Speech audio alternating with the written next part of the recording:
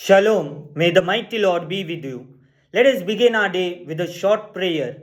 Mighty Lord, we thank you for all the blessings. We thank you for all the graces that you are giving unto us. Lord, help us to experience your divine power. Help us to experience your divine grace in our life. Right now, I pray, Lord, let each and every person who is gathered at different places, may they be able to experience the Holy Spirit mightily. Lord, I thank you for all the graces.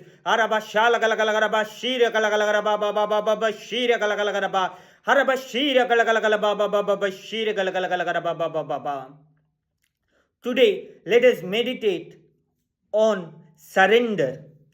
Am I surrendered unto the Lord? Or do I wish that God's plan be surrendered unto me?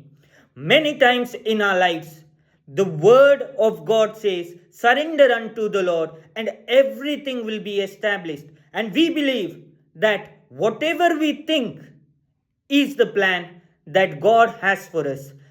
Jeremiah 29 verse 3 onward says that the Lord God has a plan for you. And the Lord says He has a plan. He does not reveal His plan unto us. So we must learn to surrender unto Him. Many times we have our own plans and we wish that God's plan be surrendered, or it may be modified as to how we wish. And we say, we have prayed so much, we have done so many things. Why is it not happening?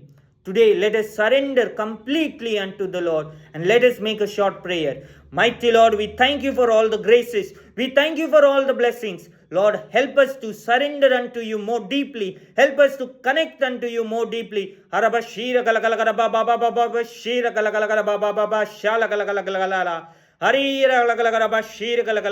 The Lord is granting grace to surrender.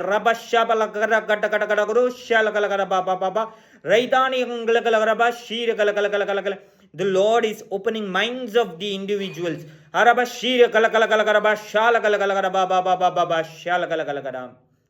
Shalom.